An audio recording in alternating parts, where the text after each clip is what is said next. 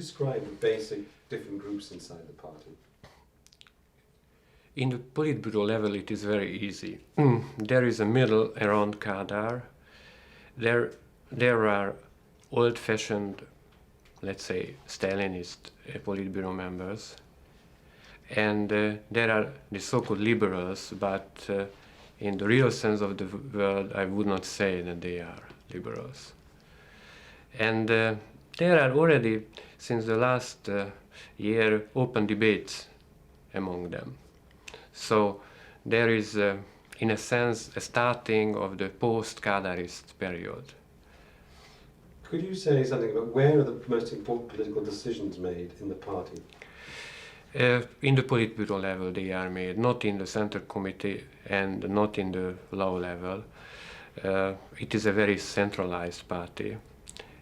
So all of the important decisions, many times even about personal questions, the Politburo decide. For instance, about the opposition, personally, about me and about my friends, the party decide. The Politburo decide. The Politburo decides what to do with us, yes. Could you describe how the nomenclatura system works in Hungary? The nomenclatura is that to the most important functions in the economy, in the cultural field, in the military, and so on, the party have to appoint the leaders. Not all they have to be party members, but the party has a voice when they are appointed, a very important voice. Can you give an example of how the party intervenes in daily life, the cooperative farm example? As an example, I can tell you a harvest. The work hasn't been done. There was a problem because the plan was not fulfilled. It did not succeed. And the two cooperative leaders who had a debate about it wanted a legal process.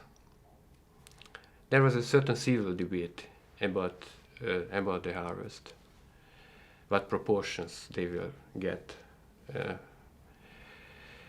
And in the reality, not the judge, but one county party leader have made the decision. I was present there as a sociologist, so I have seen how this bargaining between them has been made. How different, how important have been some of the political reforms in Hungary, like the introduction of more than one candidate in local elections and for parliament? It was not a real change. It was clear that the most important independent candidates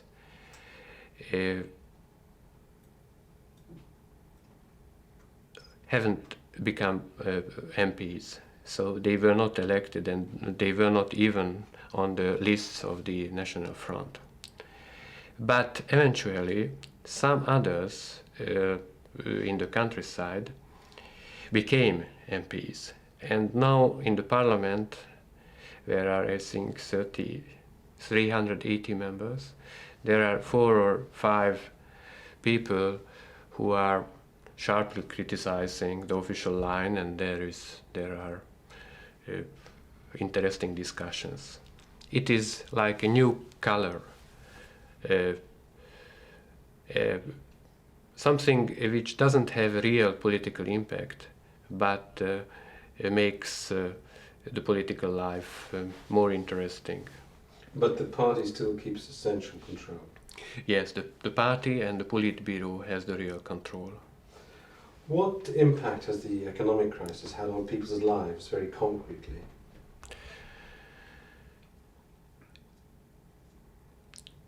As you know, there is a new tax reform.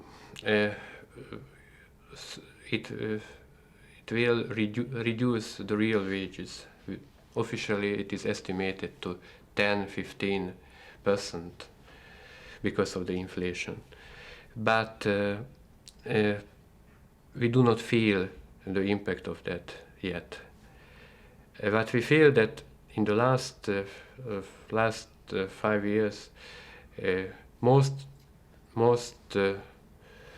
reform and the crisis was burdened on this mass of people, to these poor people who are unskilled workers and who do not have any political voice, any representatives. Could you describe some of the personal experiences of actual violence you've experienced? In 83, I was beaten up on the street by 2 policemen, and because they wanted to take away a letter from my bag, and I protested against it, and with rubber truncheons, and they have beaten me. So I lost consciousness, I suffered brain concussion. I was for 4 days in hospital, and in the end I have got 6 months suspended jail because of that. I was charged that I have assaulted the policeman. And who were the witnesses who stood against you? The witnesses were employees of the party center, both. Thank you. 1597. How seriously is the party divided amongst itself? The party is seriously divided. In the level of the Politburo, as I mentioned, there are 3 different groups. And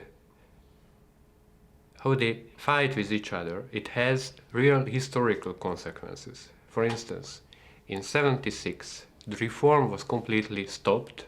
The whole economy was frozen. They withdraw all of the reform steps and reform law and orders.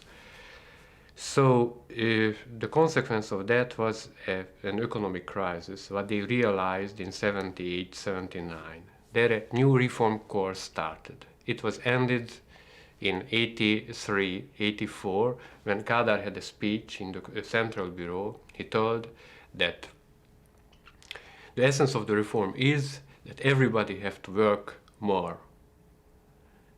It was an anti-reform statement. It was, I think, because he was under the influence of the left-wing group within the Politburo. In other words, a very small group of people in the Politburo can determine the whole economic and political policy of the country. Yes, this little group can really decide the most important questions, and the consequences of their decisions